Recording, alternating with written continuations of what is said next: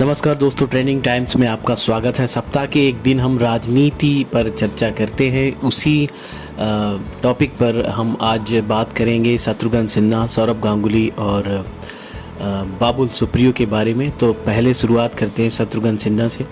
BJP छोड़कर कांग्रेस में शत्रुघ्न सिन्हा गए हैं और अब ममता बनर्जी की तृणमूल कांग्रेस में उनके शामिल होने की अटकलें लगाई जा रही हैं। हालांकि हाल ही में नरेंद्र मोदी के समर्थन में हिंदी में किए गए उनके एक ट्वीट के बाद अनुमान लगाया जा रहा था कि उनकी घर वापसी भी हो सकती है।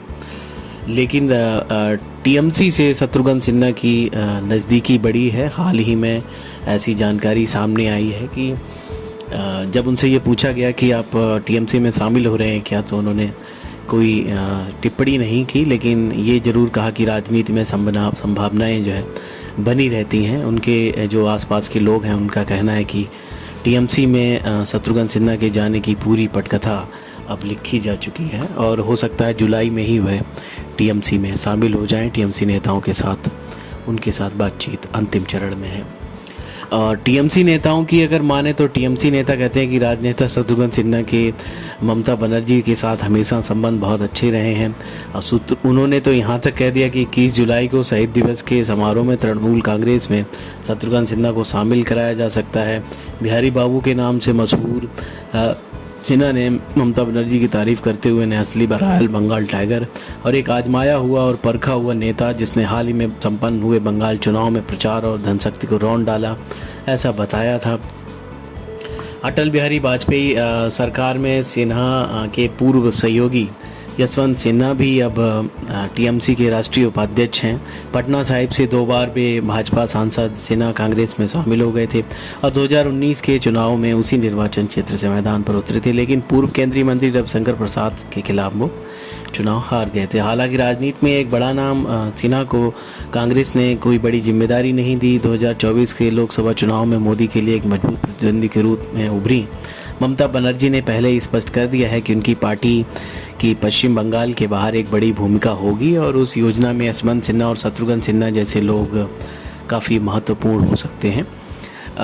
वहीं अटकलें ये भी लगाई जा रही हैं कि टीएमसी शत्रुघ्न सिन्हा को राज्यसभा भेज सकती है और टीएमसी जिन 2 लोगों को राज्यसभा भेजेगी उसमें एक नाम शत्रुघ्न सिन्हा का शामिल है।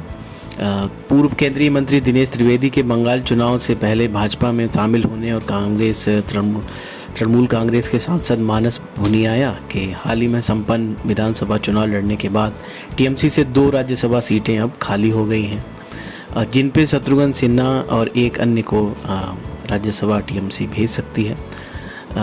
शत्रुघ्न सिन्हा के बारे में बताएं तो वह बॉलीवुड के 80 के दशक की शुरुआत में बीजेपी में शामिल हुए थे और बॉलीवुड के मशहूर अभिनेता। ये दोनों सांसदों की पार्टी थी। अटल अडवाणी युग के दौरान लंबे समय तक बीजेपी के स्टार प्रचारक के रूप में शत्रुघ्न सिन्हा काम करते रहे। उनकी बेटी हैं सोनाक्षी सिन्हा जो इस समय बॉलीवुड में काम कर रही हैं। बात करते हैं सौरभ गांगुली की। सौरभ गांगुली का हाल ही में जन्मदिन था, तो चूँकि सौरभ गांगुली भारतीय क्रिकेट कंट्रोल बोर्ड के अध्यक्ष हैं, तो उनके 49वें जन्मदिन पर बंगाल की मुख्यमंत्री व तृणमूल कांग्रेस की प्रमुख नेता ममता बनर्जी उनके घर गईं और उन्हें शुभकामनाएं दी। इसके बाद से बंगाल की राजनीतिक गलियारों में ये चर्चा जोर पकड़ने लगी कि ऐसा होता है तो ये ममता का मास्टर स्ट्रोक कहा जाएगा कि सौरभ गांगुली टीएमसी में शामिल हो रहे हैं। विधानसभा चुनाव से पहले सौरभ को सीधे ममता के खिलाफ खड़ा करने की बीजेपी ने हालांकि पूरी कोशिश की थी, लेकिन सौरभ ने साफ तौर पे कह दिया था कि उनकी राजनीति में कदम रखने की फ़िलहाल कोई योजना नहीं है। लेकिन ममता के साथ उनकी मुलाकात को काफ़ी महत्वपूर्ण माना जा रहा है।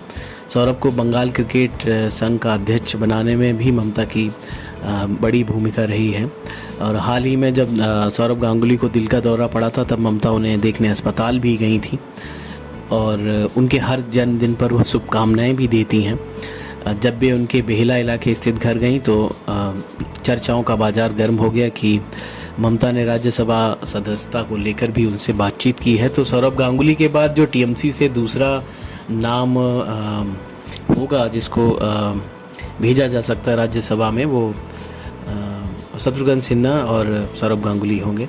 और तीसरे नेता के ऊपर हम आते हैं, जो कि हैं हमारे बॉलीवुड सिंगर बाबुल सुप्रियो, जो कि बीजेपी में थे, बीजेपी में केंद्रीय मंत्री थे। उनको हाल ही में जब फेर बदल किया गया तो उनसे इस्तीफ़ा ले लिया गया, और जब इस्तीफ़ा बाबुल सुप्रियो से लिया गया तो अटकलों का बाजार गर्म हो गया, क्योंकि बाबुल सुप्रियो ने इस्तीफ़ा देने के बाद ममता बनर्जी की पार्टी तृणमूल कांग्रेस और मुकुल रॉय को फॉलो कर लिया ट्विटर पर। तो उनके बारे में तमाम तरह की बातें बाज़ार में सामने आ गई। लोग अटकलें लगाने लगे कि क्योंकि जब वो प्रधानमंत्री मोदी की कैबिनेट से बाहर हुए तो उन्होंने फेसबुक पेज पर अपनी भावनाओं का इजहार किया, जिसमें नाराज़गी साफ झलक रही थी। उन्होंने शिकायती लहजे में कई चीज़ें कही थी।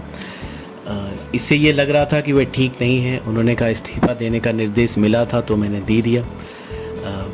बाबुल सुप्रियो के इस्तीफे पर पश्चिम बंगाल की मुख्यमंत्री ममता बनर्जी ने भी अपने गुस्से का इजहार किया था। उन्होंने प्रधानमंत्री नरेंद्र मोदी और बीजेपी को आड़े हाथ लेते हुए कहा था कि आज बाबुल सुप्रियो और देवश्री चौधरी आपके लिए पूरे हो गए हैं। पीएम मोदी ने कैबिनेट में फेरबदल करते समय देवश्री चौधरी से भी इस्तीफा ले लिया था। दोस्तों, अगर आपको हमारे चैनल का कंटेंट पसंद आता है तो हमारे चैनल को सब्सक्राइब करें और बेल आइकन का बटन दबाएं।